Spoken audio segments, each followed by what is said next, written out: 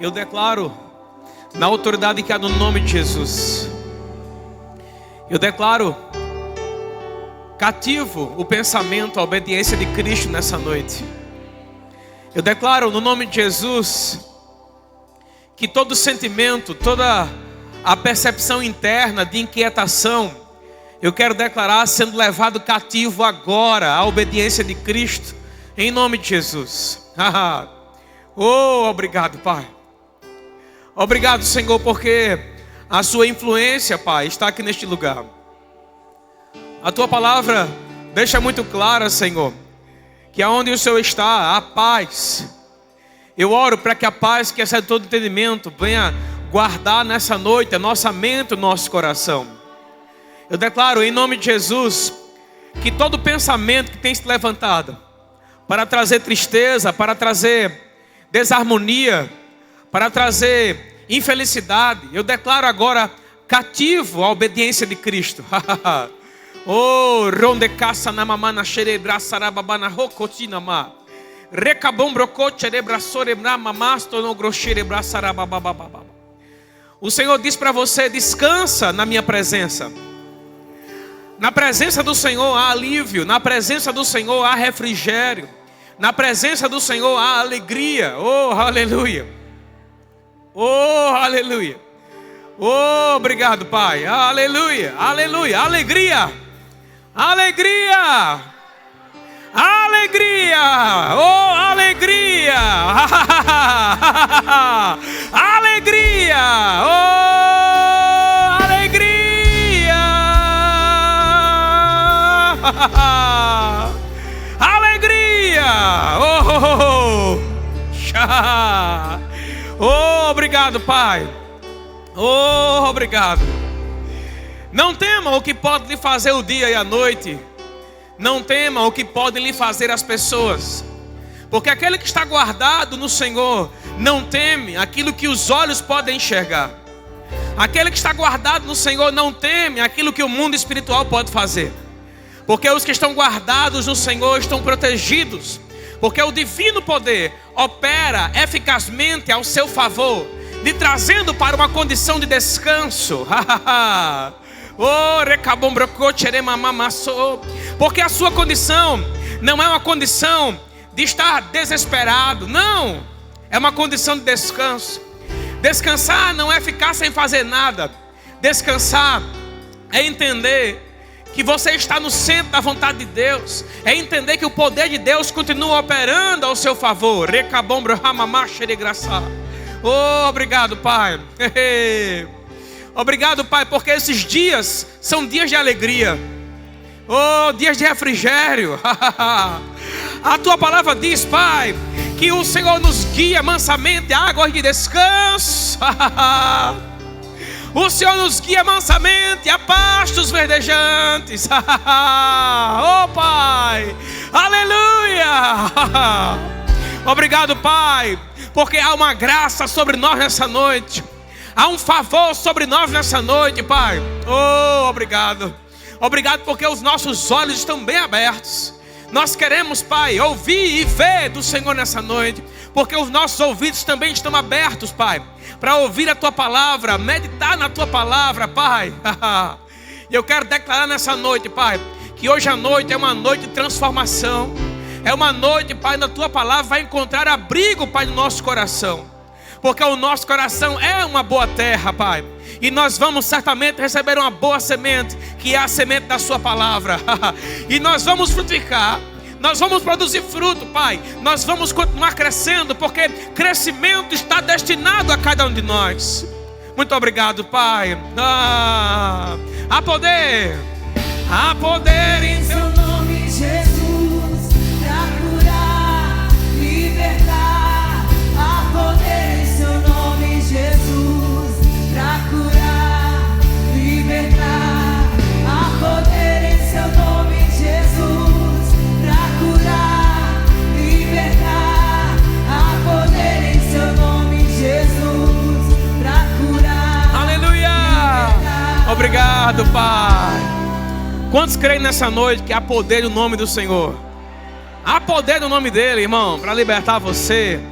para trazer você para um alto monte. Sabe que a Bíblia, quando fala sobre um alto monte, significa lugar de proteção, lugar de preservação, lugar de segurança. Oh, glória a Deus. A Bíblia diz que nós fomos transportados do império de trevas. E hoje, irmão, nós não estamos mais no império das trevas. Nós fomos transportados para o reino do Filho do seu amor. Lugar onde há paz, lugar onde a alegria reina, lugar onde a fé reina, lugar onde a presença de Deus reina, lugar onde a graça de Deus assiste você todos os dias. Obrigado, Senhor. Você pode levantar a sua mão e dizer assim: obrigado, Senhor. Glória a Deus. Agora baixe sua mão e cumprimenta alguém do seu lado. Diga assim: seja muito bem-vindo, meu irmão. Do outro lado também, diga assim: seja muito bem-vindo, meu irmão. Glória a Deus. Você pode ir se sentando. Obrigado, pessoal. Arigato. Bênção dos céus. Então, vamos receber nessa noite. Esse mês, irmãos, nós estamos falando sobre crescimento. Diga assim comigo: crescimento. Quantos sabem que não existe crescimento sem que haja desconforto? Amém, querido? Não há crescimento sem desconforto. Aleluia. Eu não tenho muita lembrança da época que eu era garoto. Quando eu era menino, não tenho muita lembrança não. Mas eu lembro de alguns episódios. Eu nasci e as minhas pernas, elas não eram retas. Eu não sei se era... Cadê minha mãe? Era para dentro ou era para fora, mãe? Para fora, né? Eu andava assim, que nem palhaço, né? Com as pernas para fora. E, queridos, olha, eu precisei usar a bota ortopédica durante algum tempo. Eu não tenho muita lembrança da minha infância, dessa época. Alguns relampejos, assim, de alguns momentos. Mas eu lembro, irmão, perfeitamente dos momentos em que eu usava aquele troço. E o quanto era ruim usar aquilo ali, né? Mas eu não me lembro do rosto da minha mãe quando me dizia que eu tinha que usar aquilo. Mas hoje, quando eu escuto ela falar um pouco sobre isso, ela sempre me relata, sempre fala nas ministrações, o quanto foi importante que eu usasse aquele equipamento, muito embora fosse desconfortável. Ela dizia que eu chorava muito para poder tirar aquilo ali. Mas graças a Deus por isso, irmão. Ele não corrigiu 100% das minhas pernas não, porque de vez em quando eu estou andando num canto assim, eu dou um trupicão nas coisas assim do lado, amém?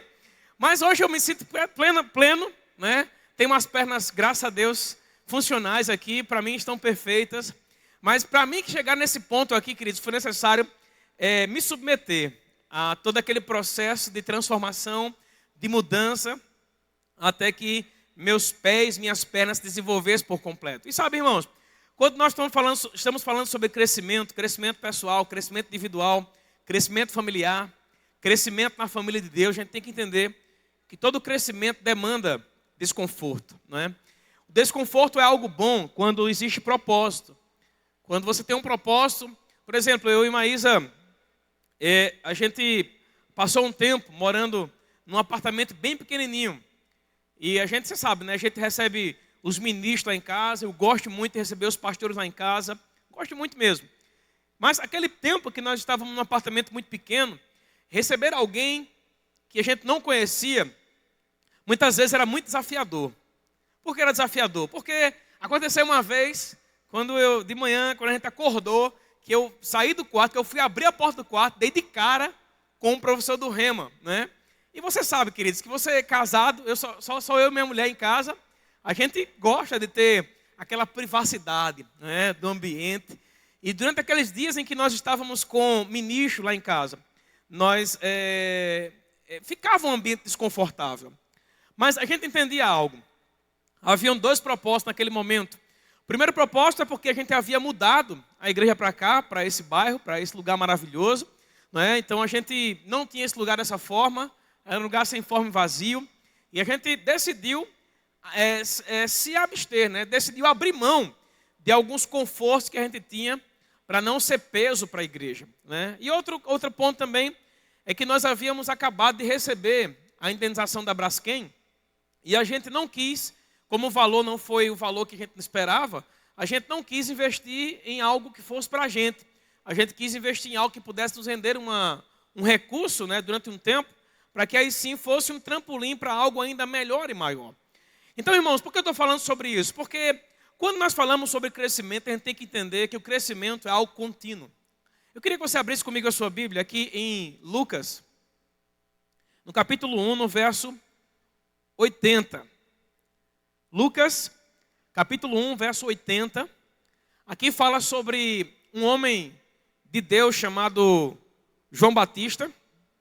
Aqui ainda menino, né? A Bíblia diz assim, ó: o menino crescia e se fortalecia em espírito, e viveu nos desertos até o dia em que havia de se manifestar a Israel. Vira uma página aí, capítulo 2, verso 40. Maísa falou sobre esse versículo hoje pela manhã, que diz assim, ó, aqui já fala sobre Jesus, né? Diz assim, ó: crescia o menino e se fortalecia, enchendo-se de sabedoria, e a graça de Deus estava sobre ele. Duas referências maravilhosas que nós temos na Bíblia. A primeira é João Batista. Lá em Lucas 1,80, a Bíblia fala sobre João Batista. Depois você lê em casa. E em Lucas 2,40, a Bíblia fala sobre Jesus. Mas sabe o que eu acho interessante? Eu acho interessante que tanto João Batista quanto Jesus precisaram crescer. E precisaram se fortalecer. Ora, Jesus, nós temos o conhecimento que Jesus Cristo ele era o Filho de Deus, não é? Mas eu quero lembrar a você que Filipenses, capítulo 2, no verso 5, a Bíblia diz que Jesus, ele mesmo sendo Deus, ele abriu mão do ser igual a Deus, abriu mão dos atributos divinos, e ele veio para a terra como um homem. Como homem, Hebreus diz que Jesus precisou padecer, ele precisou sofrer para poder se desenvolver. Então, existem alguns sofrimentos que são bíblicos. E sofrimentos esses, irmão, que muitas vezes vão promover o crescimento na nossa vida. Deixa eu te falar. Por exemplo, doença. Doença não é um sofrimento bíblico. Por quê? Porque nós já entendemos que Cristo levou sobre si as nossas enfermidades, as nossas doenças. Outro sofrimento, falta, não é? Escassez. Não é um sofrimento bíblico. Por quê? Porque nós já entendemos que Jesus levou sobre si a nossa pobreza.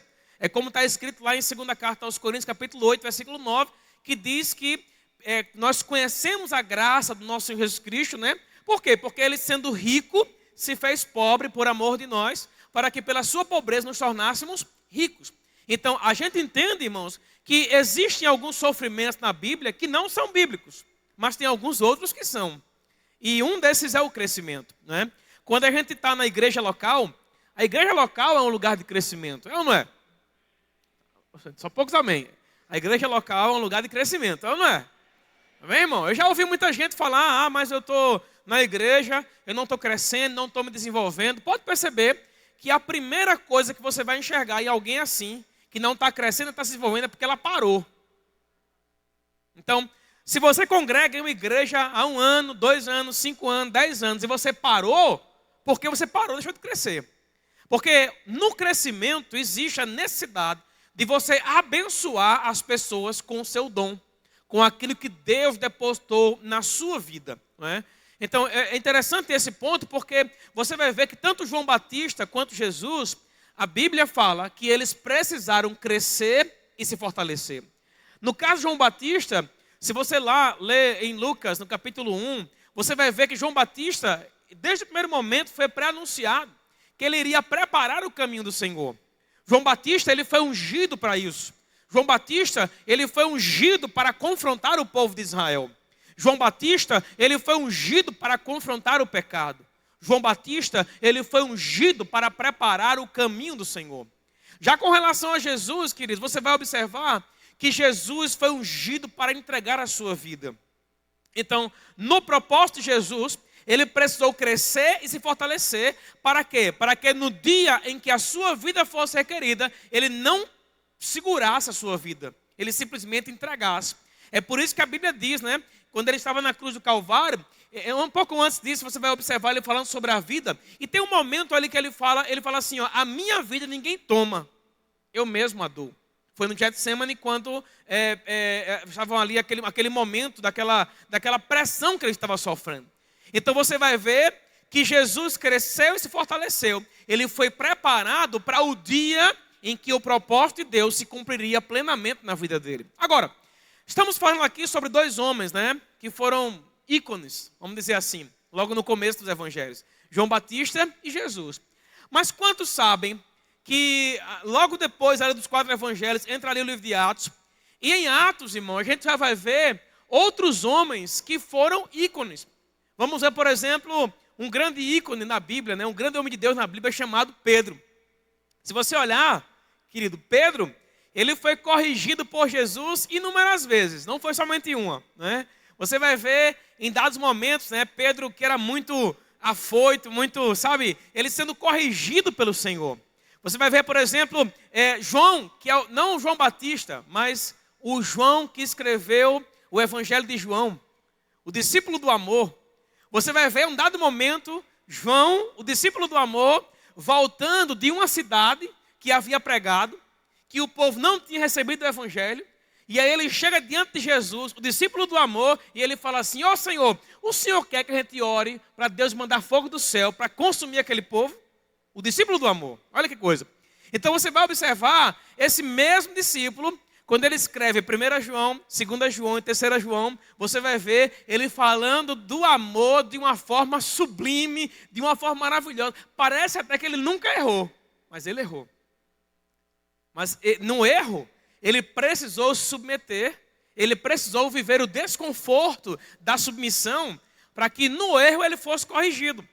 Por isso que aí então ele se torna o discípulo, segundo ele mesmo, mais amado. Se você olhar as cartas de João, você vai ver que ele se intitula como o discípulo amado, não é? Então eu imagino, irmão, que ele simplesmente foi despertado por esse amor, porque foi corrigido por esse amor. Então, irmão, quando a gente vai falar sobre crescimento, a gente tem que entender isso. Abra a sua Bíblia comigo aqui em Lucas, no capítulo 9, no verso 62. Eita, parece que agora eu só escolhi os versículos altos, né? Foi Lucas 1,80, Lucas 2,40, Lucas 9,62. Olha que coisa. Vamos lá. Lucas 9,62. Diz assim, ó. Ele fala assim, ó. O próprio Jesus Cristo falando, ele diz assim, ó. Mas Jesus lhe replicou: ninguém que tendo posto a mão no arado, olha para trás, é apto para o reino de Deus. Diz assim, ninguém, diga, ninguém. É interessante aqui, irmão, às vezes quando eu li essa passagem aqui, né, quando aquele momento em que Jesus põe à prova aqueles que queriam segui-lo. Eu não sei se já aconteceu com você, de você ser posto à prova porque está seguindo Jesus, né? Já aconteceu comigo, e acontece sempre, e vai continuar acontecendo. Mas é interessante aqui o que ele fala no verso 62, ele fala assim, ó. Mas Jesus lhe replicou: ninguém que tendo posto a mão no arado, olha para trás, é apto para o reino dos céus. Eu pergunto a você, o que é olhar para trás? Eu queria pedir ao pessoal para colocar a Bíblia, a mensagem, aí, esse versículo na Bíblia, a mensagem. É interessante aqui porque olhar para trás tem alguns significados que são muito importantes para a gente. E quando a gente percebe o que a Bíblia quer nos falar, né? Olha o que ele fala aqui na Bíblia, a mensagem. Jesus reagiu sem adiamentos, nada de olhar para trás. Ninguém pode deixar o reino de Deus para amanhã. Ninguém pode deixar o reino para amanhã, ponto. A oportunidade é para hoje. Então, segundo a Bíblia, a mensagem, irmão, olhar para trás é deixar o reino de Deus para amanhã. Há uma outra versão também que diz que olhar para trás significa fazer as coisas pela metade. Então, ninguém tendo lançado a mão no arado, começou a trabalhar no arado, começou a preparar a terra, olha para trás, faz as coisas pela metade. E esse é um tempo, queridos, que o inimigo tem investido muito para fazer com que os crentes, não somente aqui em Maceió, aqui no Canaã, aqui no Verbo da Vida, mas em todo o Brasil e no mundo, né?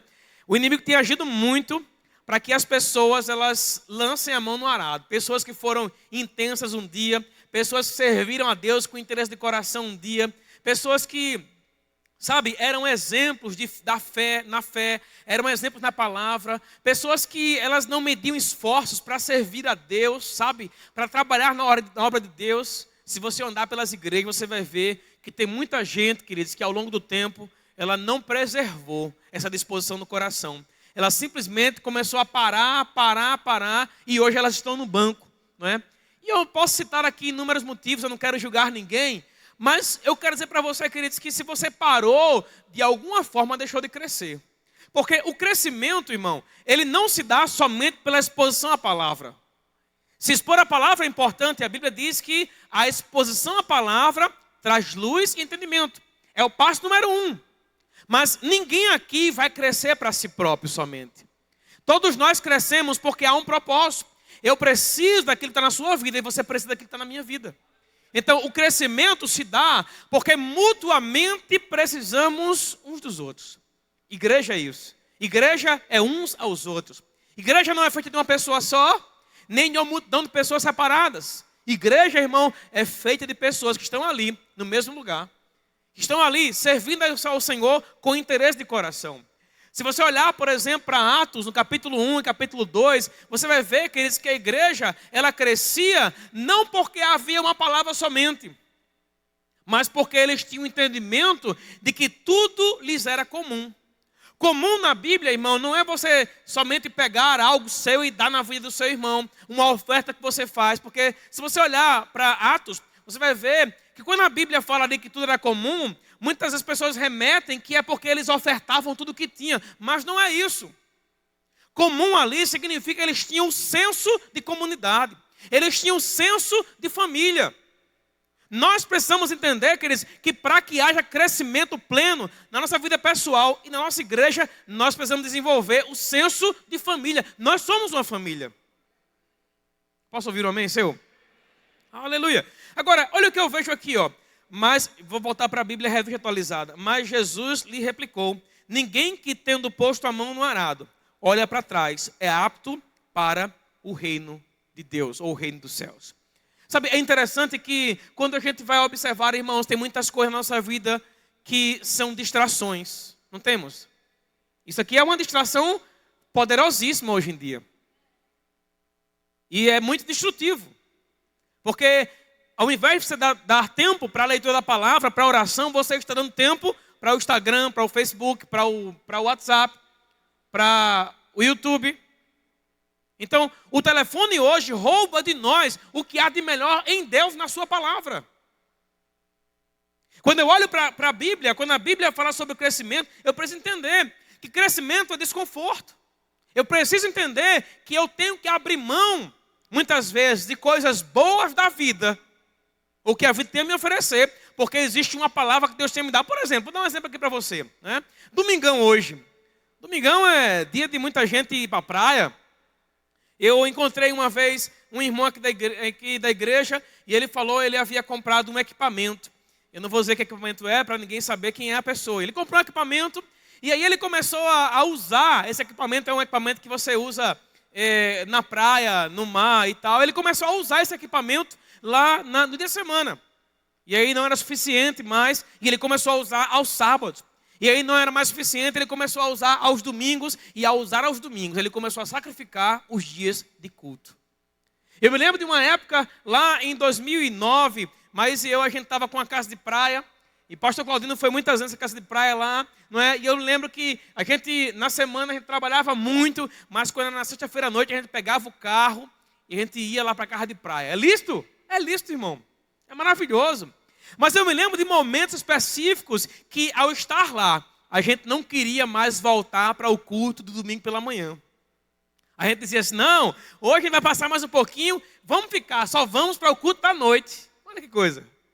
É lícito descansar? É lícito, querido. Mas eu vou lhe dizer uma coisa: nem tudo que é lícito lhe convém.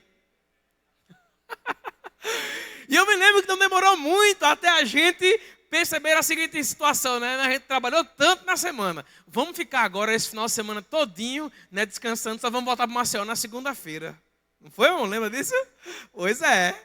Então, às vezes, queridos, a gente tem que entender, às vezes não, né? Sempre nós temos que entender que para que haja crescimento na nossa vida, a gente tem que decidir e tomar algumas decisões, melhor dizendo, que vão nos trazer desconforto. O desconforto é o segredo para o sucesso. Você sabia disso? Eu tenho uma pessoa aqui na igreja, eu vou dando um exemplo, ninguém sabe quem é, vamos lá. Outro exemplo aqui, tá? Essa pessoa estava há muito tempo fazendo um concurso público e não passava, não conseguia passar. Ela queria lá aquele concurso, né? Aquele mesmo. E aí todos os dias ela se abstinha, não é, de ter aquela vida social, aquela vida até mesmo familiar em muitos momentos. Muitos finais de semana a gente acabava não vendo ela na igreja, porque ela estava lá fazendo provas para concurso público. públicos, não é? E aí você vê, hoje, ela passou em um concurso maravilhoso, mas quando a gente conversa com ela, ela começa a falar do tempo em que ela precisou se abster de ter o relacionamento social, inclusive com a família, para poder passar no concurso público. Irmãos, eu fico pensando na seguinte situação, não é? Você percebeu já que muitas vezes, quando, por causa de coisas naturais, a gente consegue se abster, a gente consegue, sabe, abrir mão, a gente consegue um monte de coisa, mas às vezes, para o reino de Deus, a gente não tem a mesma disposição. Percebeu já? Não sei se acontece contigo, comigo acontece, não é? E eu preciso muitas vezes colocar força, me empenhar para poder estar presente num culto, sabia disso? Você pensa que somente você, às vezes, vem para o culto assim, meio sem querer? Eu também acontece comigo isso, irmão. Um dia desse eu vim para o culto aqui numa quinta-feira, foi nesse tempo agora de frio e calor, frio e chuva e tal, peguei uma gripe, vim para cá, foi no dia que o Denise estava ministrando, com um casaco, meu irmão, quase não aguentava ficar, fiquei ali o louvor, fiquei a palavra, fiquei ali o momento das minhas ofertas, e aí depois fui para casa. Aguentei ficar no culto todo. Mas às vezes, queridos, a gente, por causa de uma situação que a gente viveu ao longo da semana, a gente não se impõe para estar presente num culto de domingo à noite. E aí eu poderia até parecer injusto agora com vocês, porque vocês estão aqui praticamente em massa hoje à noite, não é? Mas eu quero aproveitar esse momento para dizer para você, a gente pode fazer mais pelo reino de Deus. Nós podemos fazer mais. Olha, é interessante, sabe o quê? A Bíblia diz, queridos, que existem coisas de Deus que poderiam me ser confiadas, mas elas não são porque eu não cresci. Eu vou lhe provar. Abra comigo em Gálatas, capítulo 4, no verso 1. Livro de Gálatas, capítulo 4, no verso 1. Olha o que a Bíblia diz aqui, ó. Digo, pois, que durante o tempo em que o herdeiro é menor, em nada difere do escravo, posto que ele, o escravo, né, é senhor de tudo. Ele, o menor, né, é senhor de tudo. Digo, pois, que durante o tempo em que o herdeiro é menor, em nada é diferente do escravo, posto que ele é senhor de tudo. Uma criança, por exemplo. Uma criança, se os pais, por exemplo, partem para a eternidade, né, morrem precocemente, e deixam lá uma criança com uma fortuna, aquela criança, por mais senhor que seja de tudo, ela não tem como desfrutar da herança plenamente. Ela não tem como gerir aquela herança. Ela não pode gerenciar a herança. Por quê? Porque é criança. O que Paulo fala aqui é justamente isso. Existem heranças que Deus quer me confiar e confiar a você, mas Ele ainda não fez, porque em algumas áreas a gente é menino. E qual é, pastor? Qual é o segredo para deixar de ser menino? É fácil, irmão. Crescer. Aleluia. Oh, aleluia. É interessante porque a Bíblia aqui compara a criança a um escravo. E ele fala assim, ó, enquanto o menino ele é criança, ele não diferencia de nada do escravo. Nada. Ele tem que seguir as regras de alguém que coloca para ele, não é? Ele precisa, sabe, tomar banho na hora que alguém fala que ele tem que tomar banho, comer na hora que alguém coloca comida na mesa para ele. É um escravo. Ele faz o que os outros mandam. Mas, irmão, Deus quer que nós saiamos desse tempo de fazer o que os outros mandam para começarmos a fazer o que Ele nos manda fazer. Aleluia. Isso é sério, querido. Porque, não sei se você percebe isso, mas igreja tem mudado muito ultimamente. Mudou muito ultimamente a igreja. A igreja como um todo, não é só o verbo da vida não, né? A gente percebe que as igrejas, elas estão recheadas de pessoas melindrosas.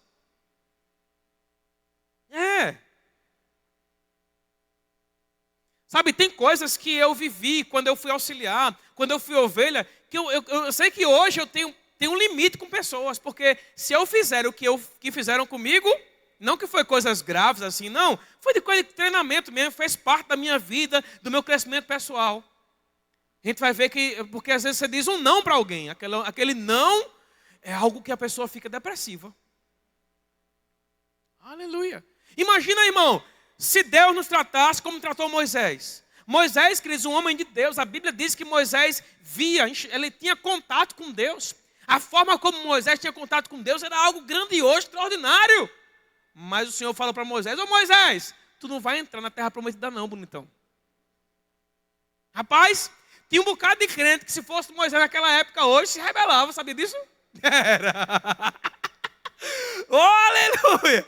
A Bíblia diz, queridos, que Moisés, ele fez o que fez. Ele foi um homem que tirou o povo do Egito, irmão. Ele falava com Deus, ele, sabe, tinha momentos com Deus extraordinários. Mas Moisés não entrou na terra prometida. Não fisicamente. Não entrou. Parece ser injusto, irmão. Mas crescer, irmão, é você entender que muitas vezes injustiças fazem parte do seu crescimento, da sua vida pessoal. Mesmo que não sejam desejadas. E poucos amém hoje, então todo mundo está assim, ó. Oh, aleluia, dê um amém aí, vou saber que eu estou pregando alguma coisa boa aqui. Deixa eu dar um exemplo para você aqui, vamos lá, Josué capítulo 5. Vamos ler um pouquinho a Bíblia para ver se a gente desperta, tá? Josué capítulo 5, no verso 1, vamos lá. Aleluia, diz assim, ó. Eu estou falando muito rápido não, né? Estou pausadamente aqui, estou tranquilo, tá? Vamos lá. Sucedeu que, ouvindo todos os reis dos amorreus, que habitavam desde o lado do Jordão ao ocidente, e todos os reis dos cananeus que estavam ao pé do mar, que o Senhor tinha secado as águas do Jordão, de diante dos filhos de Israel, até que passamos, desmaiou-se-lhes o coração, e não houve mais alento neles, por causa dos filhos de Israel. Naquele tempo, disse o Senhor a Josué: faze facas de bederneira, e passa de novo a circuncidar o povo de Israel. Então Josué fez para si facas de pederneira e circuncidou os filhos de Israel em Gibeate Aralote. Foi esta a razão porque Josué o circuncidou. Todo o povo que tinha saído do Egito, todos os homens de guerra, eram já mortos no deserto pelo caminho. Porque todo o povo que saíra estava circuncidado, mas nenhum deles que nasceram no deserto pelo caminho, depois de terem saído do Egito, haviam circuncidado. Nem gosto de ler muito, mas estou lendo muito aqui. Vamos lá. Verso 6. Esse aqui é o mais importante para a gente, tá? Olha o que diz aqui, ó.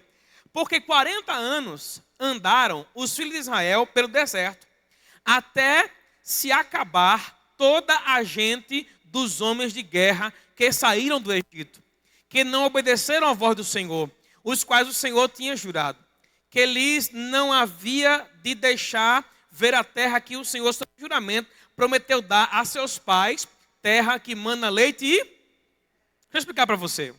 A Bíblia fala, irmão, que esse povo aqui foi um povo que saiu do Egito, como tu sabe, né?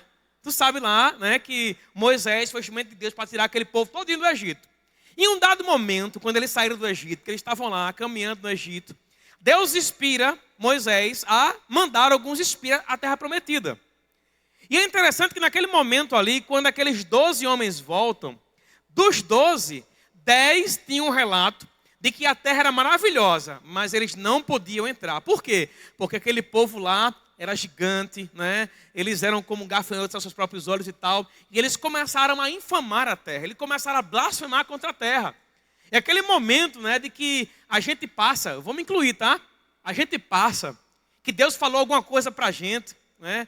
E aí alguma coisa acontece e a gente empresta a nossa boca ao diabo para falar um bocado de coisa contrário ao que Deus disse. É aquele momento que você está exercendo fé, por exemplo, para você, aquele mês, né? Não esse mês, eu já ouvi uma pessoa falar um dia desse, não, pastor, olha, pastor, eu paguei as dívidas, esse mês agora está entrando, pastor, olha, vai ser uma bênção, não é? Estou entrando agora esse mês sem nenhuma conta para pagar. Aí acontece o quê? O carro quebra. Aí acontece o quê? Vem uma outra dificuldade, o menino adoece, né? Aí vem uma outra dificuldade, tem um furo no telhado, tem que pagar um pedreiro, trocar a telha. E aí? Aquele mês, irmão, que havia uma expectativa que as coisas iriam ficar na bonança, é aquele mês que maior pressão veio para se manifestar. E aí, irmão, a gente tem que ter cuidado para não emprestar a nossa boca ao diabo. Não é o caso dessas pessoas que eu falei não, tá? Não emprestar a nossa boca ao diabo para falar coisas que não deve. Porque a Bíblia fala aqui que esses homens de guerra, sabe quando Deus falou com esse versículo comigo? Uma vez eu estava choroso no meu gabinete. Eu estava choroso, né? Estava lá e tal, faz um tempo isso já. Estava lá choroso e tal, porque haviam algumas pessoas que eu amava, que faziam parte da minha liderança, pessoas que para mim eram importantes, né? E aquelas pessoas de uma hora para outra, elas disseram assim, pastor, estou saindo, tchau e bênção. E foram embora. E aí eu estava no gabinete um dia antes de pregar, aí eu lembrando essas coisas, digo, Senhor e tal. Aí o Senhor falou comigo assim, mas são os que estão com você. Como é a história, Senhor? Ele falou assim, mas são os que estão com você. Aí eu já sabia que isso era verdade. Mas eu falei assim com o Senhor, oh, pai, tem alguma passagem, se eu posso falar comigo essa passagem? Aí ele disse, tem. Abra lá em Josué capítulo 5. Aí quando eu abri, aí o Senhor falou assim, abra e leia o versículo 6. Até tem na minha Bíblia aqui, marquei aqui. No verso 6 diz, irmão, deixa eu ler para você de novo. Ó. Esse verso aqui diz que Josué, ele perdeu ao longo de todos os 40 anos, o povo de Israel, Moisés e Josué, eles perderam os principais homens de batalha. Por quê? Porque esses homens, que muito embora, não é o caso, tá? Das pessoas que saíram, não estou na comparação não, tá? Mas foi como Deus falou comigo aqui. Amém? E aí, ele falou comigo assim, ó. Veja que ele perdeu as pessoas que eram as pessoas mais importantes. Eram homens treinados. Eram homens que, sabe, eles poderiam destruir exércitos. Mas sabe qual é o problema deles? Eles não criam. Eita, Senhor. Então isso significa, irmão, que os meus talentos, eles são menores do que a minha fé, em nível de importância para com o Senhor. É isso mesmo. Eu vou melhorar isso aqui para você. Pode ser que hoje tu entrou por essas portas se achando nada. Não tem nenhum problema nisso. Contanto que você saiba quem é que está dentro de você. Não tem nenhum problema que você entrou por aqui capengando, né? Você entrou todo bonito, todo arrumado, né? Todo boy. Entrou lá com a sua varoa, você entrou lá com seus filhos e tal. Mas por essas portas, só Deus sabe como você está tudo dentro. Só Deus sabe. Não tem nenhum problema isso, irmão. Nenhum problema. Sabe por quê?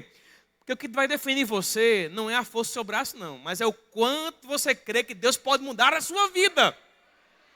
Porque a geração que permaneceu aqui, irmão, foi uma geração que aguentava confronto. Foi uma geração, queridos, que não estava muito preocupada com o que havia acontecido, não. Elas sabiam que estavam em processo de crescimento. Elas sabiam que Deus tinha uma obra para realizar na vida delas. E elas não pararam. Sabe, irmão, aquele dia em que você se sente um nada, que, sabe, as coisas parecem que estão de cabeça para baixo, acontece com todo mundo. Mas esses dias não definem você. O que define você é a palavra de Deus. E aí, quando eu li esse versículo, o Senhor falou para mim mais uma vez, mais são os que estão com você. E olha aqui, ó, a galera todinha que está... Diga uma glória a Deus aí. Glória a Deus, aleluia. Vamos para um ponto aqui, ó, para a gente perceber o quanto o crescimento é importante. Vamos lá, abra comigo a sua Bíblia aqui em Atos, no capítulo 20, no verso 24. Eu às vezes, quando falamos sobre crescimento, a gente tem uma tendência de só olhar para quem está no altar e ministrando a palavra. Mas não é isso, irmão. Há uma carreira individual, todos nós temos ela, e há um ministério. São duas coisas distintas, tá? Olha o que Paulo fala aqui, ó. Olha que coisa interessante aqui, ó. Olha que interessante aqui, ó. Versículo 24 do capítulo 20 de Atos. Porém, em nada considero a vida preciosa para mim mesmo, contanto que complete a minha carreira e o ministério que recebi do Senhor Jesus para testemunhar o evangelho da graça de... Olha como aqui a Bíblia é enfática em falar. Duas coisas diferentes, mas que estão conectadas. A Bíblia fala aqui sobre carreira e a Bíblia fala sobre ministério. Carreira aqui, irmão, não é carreira ministerial, senão seria uma palavra só. Carreira aqui é o que Paulo fala, né? Que todos nós estamos como alguém que corre no estádio. Todos nós somos para o Senhor como atletas que estão correndo em busca de um prêmio, de uma medalha. Eu não sei se você sabe, queridos, mas quando a gente for arrebatado, Nas bodas do Cordeiro haverá algo chamado bema. O que é o bema? O bema é o tribunal de Cristo. O tribunal de Cristo não é para definir quem vai ser salvo e quem não vai ser salvo, não. O tribunal de Cristo, irmão, é justamente o lugar onde nós iremos receber galardões por aquilo que fizemos nessa terra. E o galardão não é somente para o ministro, não é somente para o pastor, não. O galardão é para todo mundo aqui, ó. Agora, eu pergunto a você, o que você está fazendo com o dom que Deus deu a você? Quando eu falo dom aqui, eu vou até explicar isso. Quando eu falo dom aqui, eu não me refiro ao dom ministerial, né? A chamada pastoral, a chamada profética, evangelística. Eu não estou falando sobre isso, não. Eu estou falando sobre talento. Todos nós aqui temos um talento da parte de Deus. E nós precisamos colocar esse talento para funcionar. Senão a gente vai perder. Onde é que está isso, pastor? Depois será na sua casa. Mateus capítulo 25, você vai ver falar sobre a parábola dos talentos. Diz que a Bíblia fala que um senhor, ele foi se ausentar do seu país. E ele pegou os seus 3 servos. A um deu 5 talentos, a outro 2 e a outro 1. E a Bíblia fala, cada um segundo a sua própria capacidade. E a Bíblia diz que quando aquele homem saiu, que ganhou 5, logo saiu e foi ganhar e ganhou mais 5. Foi trabalhar e ganhou mais 5. O que ganhou 2, logo saiu, trabalhou e ganhou mais 2. Mas o que ganhou 1, foi lá e enterrou. Tem muita gente, irmão, na igreja que está enterrando o que Deus colocou na vida dela. Por quê?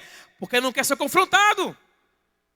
Porque acha que o ambiente de igreja, irmão, é um ambiente que tudo tem que ser, tudo tem que ser a mil maravilha. Não é. Aqui você vai lidar, queridos, com pessoas que estão engateando ainda, bebê espiritual. Vai lidar com gente velha, 50 anos de crente, mas parece menino. Igreja, irmão. Igreja é lugar onde você se desenvolve, onde você cresce. Igreja é lugar onde os seus talentos são colocados em prática e você abençoa a vida de alguém com aquilo que está na sua vida. Aleluia! Sabe quando eu olho para aquela passagem em Atos, quando a Bíblia diz que todo mundo vendia o que tinha e vinha colocar aos pés dos discípulos, dos apóstolos? Eu olho para aquela passagem ali, queridos, eu encontro algo ali além das posses materiais.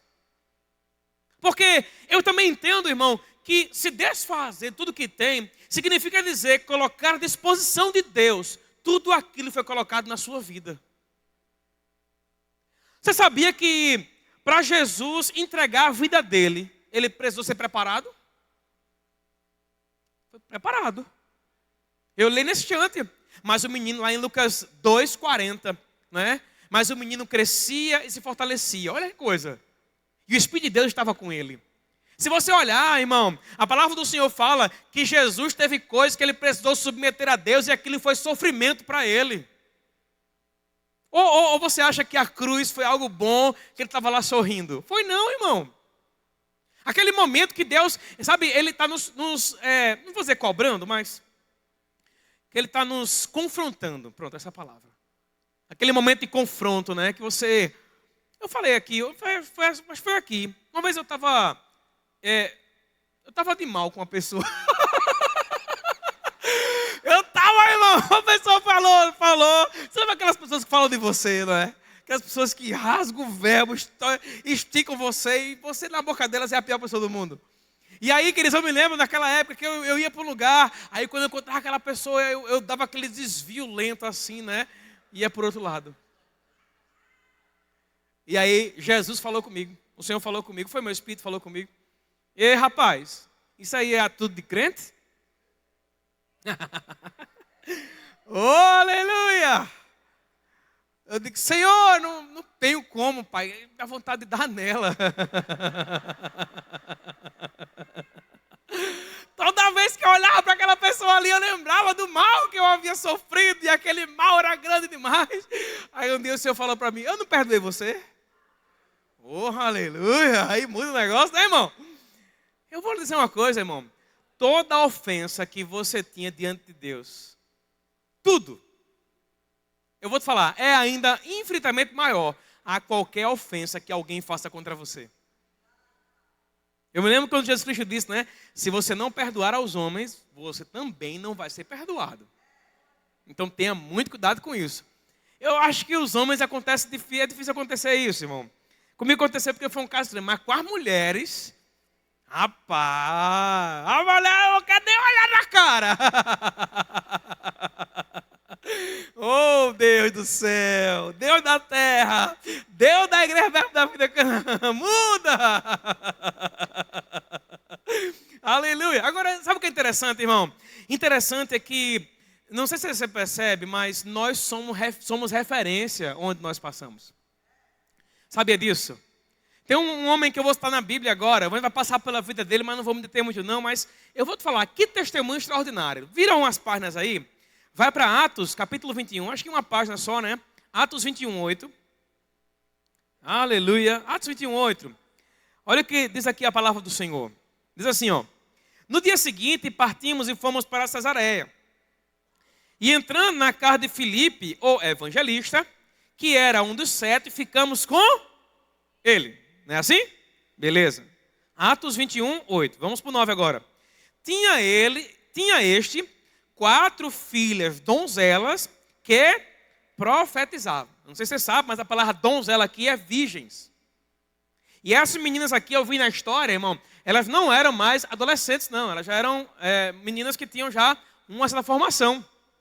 Mas percebe que a Bíblia fala que essas meninas, elas eram donzelas, elas eram virgens. Que ênfase a Bíblia dá? Você não vai ver em nenhum outro momento de Atos a Bíblia fazendo menção a meninas ou a mulheres que eram virgens, que eram donzelas. Nenhum momento. Mas o que eu acho interessante aqui é que nesse momento aqui, a Bíblia faz menção que as filhas de Filipe, elas eram donzelas e profetizavam. O que eu vejo aqui, irmão?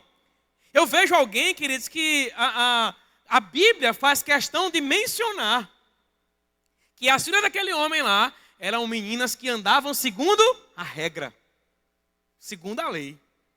E quando eu falo lei aqui, não estou falando lei de Antigo Testamento não, tá? Segundo a regra. Isso me mostra, irmão, que provavelmente Filipe era um bom pai. Imagina você pensar hoje que a sua filha com 10, 12, 15, 20 anos, sabe, ela está na sua casa, ela é virgem, vai casar virgem. Isso é maravilhoso, querido. E pensar que mesmo na igreja tem pais que acham normal que a menina perdeu a virgindade. Que coisa é essa, irmão? Isso serve para o homem também, tá? Para o filho, não é só para a menina, não. Não, querido. Tem um menino, um filho homem, um filho mulher, 10 anos de idade, 12 anos, 15 anos de idade. Ensina teu filho. Porque não é aqui que nós vamos ensinar, não, viu? Não é a igreja que ensina seu filho que ele deve se preservar para o do casamento, não. É você que ensina em casa, pai. A educação, quem dá são os pais. Porque às vezes, as pessoas elas transmitem, elas colocam na responsabilidade da igreja, não é? Que a igreja tem que ensinar essas coisas, porque tem que ir para a igreja, porque a igreja ensina. Não, é você com a sua conduta, com a sua vida. Quando a Bíblia fala sobre você ensinar o seu filho no caminho na qual deve andar, é você estando no caminho junto com ele. É você orando com ele no dia, orando com ele à tarde, orando com ele à noite. É você sentando na mesa. Sabe, lá na minha casa, irmão, tem muita gente aqui que anda na minha casa. Às vezes estão comigo no jantar, no almoço, no café da manhã. A gente não ora nesses momentos somente para cumprir o ritual, porque eu sou pastor, não. Não, querido. Nós oramos porque nós entendemos que o que nós temos na mesa foi o Senhor que nos proveu.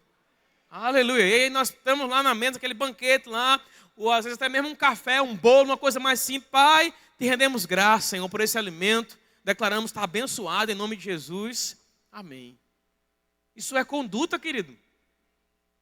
Quando eu olho aqui, queridos, para esse contexto aqui, eu percebo, meu Deus, a Bíblia enfatiza que a filha do cara, lá do Filipão lá, era donzela. Que mensagem é essa que ele quer dar? Provavelmente, irmão, essas meninas aqui não eram o tipo de criança, adolescente, que ficava em casa, não é? No telefone até tarde da noite, conversando com o namorado. Provavelmente também não era, queridos, um adolescente que define qual é a hora que vai chegar em casa. Não, querido, quem tem que definir é você, pai.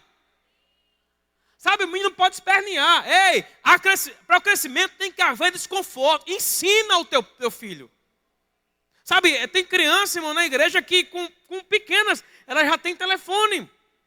Eu admiro os pais, irmão, que não dão telefone à criança, quando pequena. Não, vai usar, toma aqui, usa o meu, mas vai ser por esse tempo aqui, tantos minutos.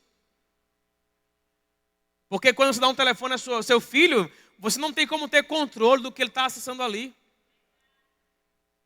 Eu me lembro quando adolescente, irmão, eu não era crente, não conhecia a palavra. A primeira coisa, quando a gente ia acessar um dispositivo como esse, na época não tinha, né? Era um computador, eu queria ver pornografia.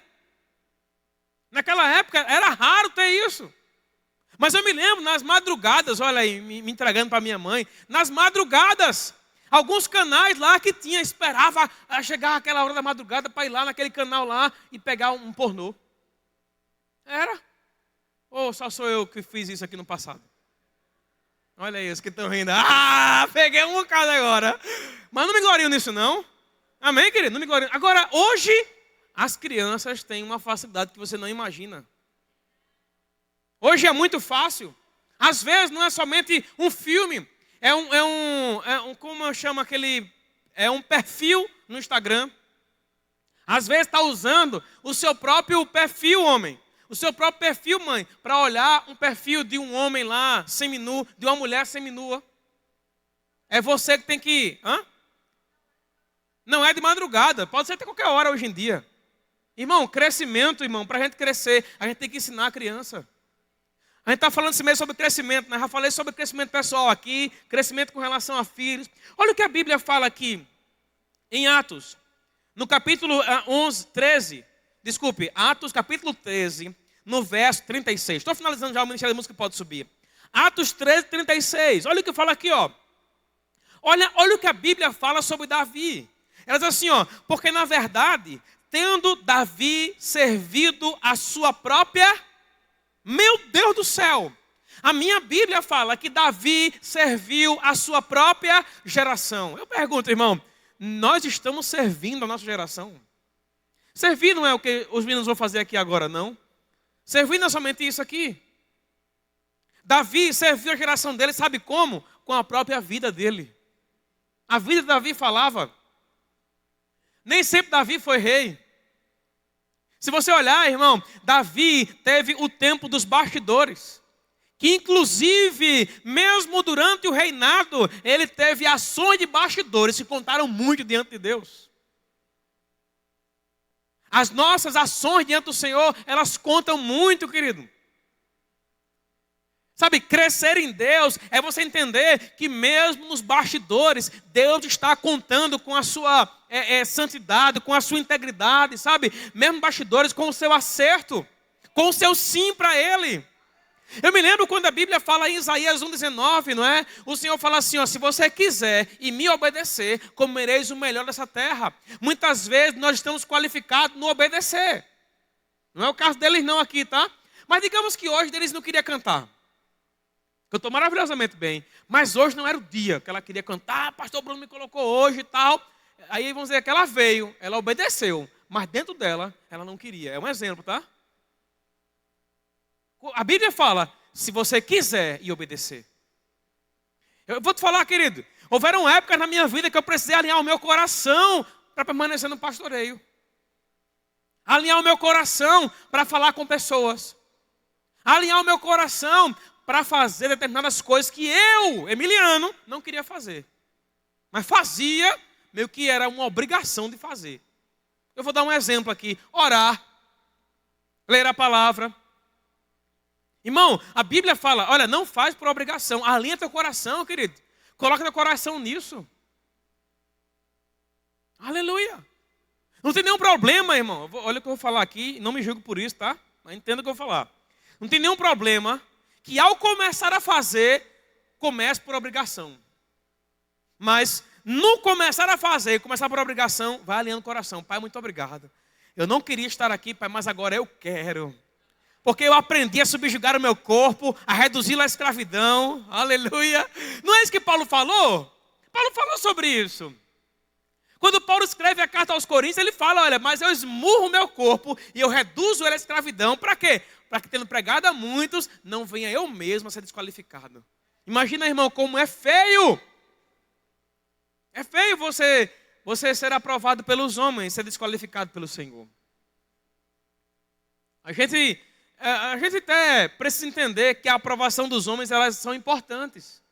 Eu ensino na matéria do Rema, e eu digo assim, né?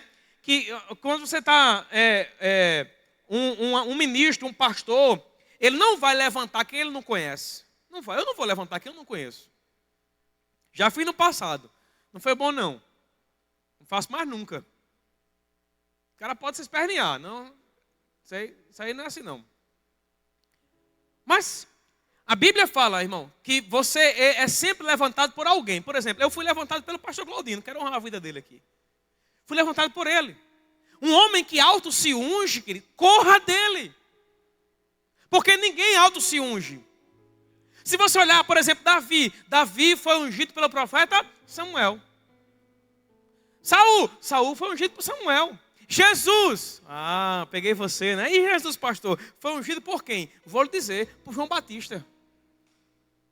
Porque a Bíblia fala, irmão, que enquanto João Batista não batizou Jesus, Jesus não fez nada. Chegou lá Jesus, né? Estava lá João Batista batizando, e ele vai lá para ser batizado. João olha para ele e diz: Senhor, não sou digno nem de as tuas sandálias. O que ele fala? Não, faça para que a gente cumpra todo o processo, todo o propósito da lei. Vamos lá, vamos fazer. E a Bíblia diz que ele vai lá e ele é batizado por João Batista. Irmão, deixa eu te falar uma coisa. Quem liberou o ministério de Jesus Cristo sobre a terra foi João Batista.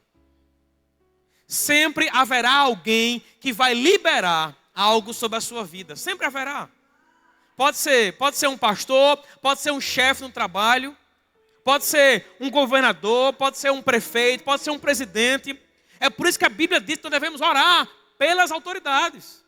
Por quê? Porque essas autoridades são ministros de Deus. Concordando ou não. Crescimento é isso, irmão. Crescimento é eu entender que existem coisas que eu vou fazer, mesmo sem vontade. Ou você acha que eu estou aqui... esse mês eu não vou pregar todos os domingos, né? Domingo que vem vai ser João, no outro também vai ser João, e no último eu finalizo o mês. Mas tem meses que eu prego todo domingo. Dou um domingo mais a ministra, o restante tudo sou eu. Então você acha que todo domingo, não é? A gente vai estar aqui, estou aqui, estou maravilha. Não, querido. Tem sempre aquele domingo que a gente vai rompendo em fé. Sabia disso, irmão? Mas a gente faz. Não é só pelo peso da consciência e da responsabilidade, não. É porque mesmo nos momentos de adversidade a gente tem que alinhar o coração. Um homem e uma mulher madura é assim que funciona. Aleluia. Vamos para o último versículo? Vamos lá. Olha o que a Bíblia fala aqui em 1ª carta aos Coríntios, no capítulo 3, no verso 6. Paulo falando aqui, não é? Quando ele escreve aos Coríntios, ele fala assim: eu plantei, Apolo regou, mas o crescimento veio de onde? Diga assim, de Deus. Não, está fraco aí. Diga assim, de Deus. Mas para o crescimento vir de Deus, teve primeiro alguém plantar e depois alguém regar. Essa é a base que a gente está nesse mês agora de julho. Semeando e regando o crescimento. Quem é que planta? Eu planto, você planta. Amém? Geralmente, a função do plantio, ela está associada àquele que vai primeiro semear aquela palavra. Às vezes pode ser você. Por exemplo, você não está crendo em algo da sua vida. Não está crendo em alguma cura para alguma área no seu corpo. Não está crendo em uma provisão financeira. Não está crendo em uma libertação pessoal para algo que você está vivendo. Está conseguindo se libertar daquilo. Tudo bem. Vamos lá. Qual é o passo a você fazer agora? Meditar na palavra. Entender que Jesus Cristo libertou você de tudo. Não tem mais nada, segundo a palavra de Deus, que pode prender você. Pronto, entendeu agora? Então, a Bíblia diz, um plantou. Pode ser você que plantou. Esse vai ser na sua vida. Agora, o que é regar? Regar é eu entender. Por exemplo, tem momentos na minha vida, irmãos, que eu preciso mesmo regar a minha mente com a palavra de Deus. Por exemplo, vocês viram agora, alguns meses atrás, mancando, joelho que os médicos desenganaram. Não, é cirurgia aí, detonou tudo, não presta mais para nada. Que conversa é essa, irmão? E aí, estava lá, todos os dias levantava uma dor miserável. Um olhava, o outro olhava, rapaz, o pastor cheio de fé, um homem prega a palavra com o joelho doente. E aí, todo dia, Pai, obrigado. A sua palavra diz que verdadeiramente Cristo levou sobre si as nossas enfermidades e doenças. Oh, muito obrigado, sou curado, sou sarado. O que é isso, irmão? Isso é regar. Porque eu já coloquei a palavra no meu coração. Agora eu vou fazer o quê? Regar. Compramos um imóvel lá, sabe? Mês após mês, estamos com uma parcela. Regando o quê? Com a palavra, obrigado, Senhor, pela provisão. Não vai faltar, vai superabundar. Tem momentos, irmão, que vem, sabe? Do nada as coisas começam a acontecer. Por quê? Regando com a palavra. É assim que funciona o crescimento. Crescimento pessoal não vem sem plantação e sem regar. Agora, a plantação é você que faz. Não espera o domingo à noite para a gente vir para o culto, sair daqui tudo maravilhoso. Não, irmão. Na tua casa, no teu dia a dia. E hoje é tão maravilhoso que a gente nem precisa sempre ler a palavra. Tem a Bíblia em áudio. Pega a Bíblia, querido. Eu me lembro em 2009, foi 2010, foi pastor? Quando a gente começou a descobrir isso aqui, a gente ia no carro ouvindo a Bíblia. Maravilhoso isso, querido. Pregações, não é? Por quê, irmão? Porque isso me enche. Isso me faz, sabe, ter a palavra de Deus sempre ao meu alcance. O que é isso? Isso é plantar e isso é regar. Não existe crescimento, irmão, sem plantar e regar. Não existe crescimento. Deus dá o crescimento, beleza. Então vamos lá. É você que faz a sua parte. Qual é a parte que cabe a você? Plantar e regar. Plantar e regar. Esse tempo agora está maravilhoso, não é? A gente tem lá um jardim lá em casa. E é uma bênção, irmão. Olha, maio, junho, julho, não é? É uma maravilha. Porque eu não tenho um problema com água.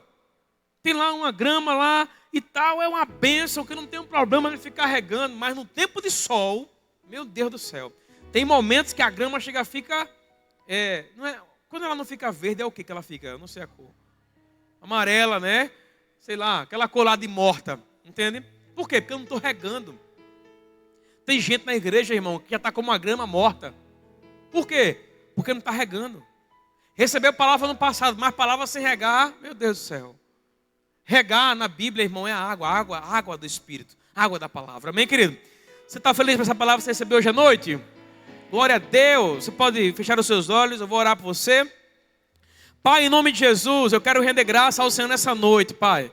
Pela palavra que nós recebemos, eu quero render graça ao Senhor, Pai, porque cremos que esse tempo é um tempo de crescimento para nossas vidas, Pai. É um tempo, Pai, da gente semear a palavra, da gente regar a palavra, Pai, porque certamente o crescimento o Senhor vai nos dar. Porque assim o Senhor falou na sua palavra. Eu coloco dentro do Senhor cada um dos meus irmãos nessa noite. E eu declaro em nome de Jesus, Pai, que haja rompimento pessoal. Eu declaro em nome de Jesus, Pai, que haja crescimento pessoal.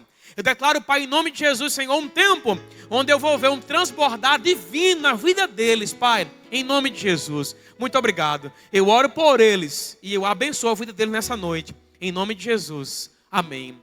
Meus irmãos, há alguém nessa noite que ouviu essa palavra e você ainda não entregou a sua vida a Jesus? Se você está aqui nessa noite, você não entregou a sua vida a Jesus ainda, você ou está afastado dos caminhos do Senhor, eu quero dizer a você que Deus tem algo para você hoje à noite, não é? Se você está aqui e você quer fazer Jesus seu Senhor e Salvador, eu quero dizer a você, levante a sua mão, nós vamos orar por você. Nós temos alguém? Alguém quer entregar a vida a Jesus ou quer voltar para Jesus? Levante a sua mão, eu vou orar por você. Nós temos alguém? A Bíblia diz que se você ouve a voz do Senhor, não endurece teu coração. O Senhor tem um chamamento para você. Existe uma obra que Ele quer realizar na sua vida pessoal, no seu casamento, né? Na sua casa. Se você está aqui nessa noite, você ainda não entregou a sua vida a Cristo, eu quero dizer a você, existe algo de Deus para você. Nós temos alguém? Aleluia. Alguém quer voltar para o Senhor Jesus hoje? Está afastado, de alguma forma serviu a Deus no passado, mas não está tão firme assim. Aleluia, Deus chama você. Temos alguém? Glória a Deus. Alguém nessa noite quer receber oração para ser batizado no Espírito Santo? Você já é crente, já entregou a sua vida a Cristo, mas ainda não é batizado no Espírito Santo. Nós temos alguém? Quer entregar a sua vida a Jesus? Ou quer ser batizado? Alguém hoje quer receber oração para cura? Está com alguma dor, alguma enfermidade e quer receber oração para cura? Aleluia. Chegue para cá, meu irmão. Glória a Deus.